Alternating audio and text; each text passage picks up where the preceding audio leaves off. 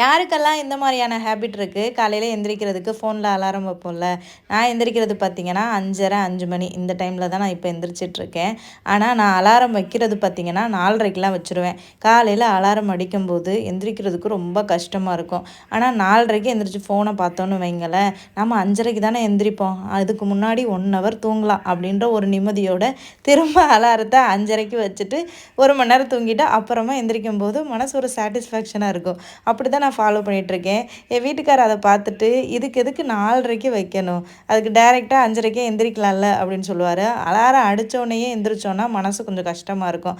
அதே 4:30க்கு வச்சுட்டு 1 மணி நேரம் தூங்கிட்டு அப்புறமா 5:30க்கு எந்திரிக்கும் போது ஓகே நல்லா தூங்கியாச்சு அப்படின்னு ஒரு திருப்தி இருக்கும்.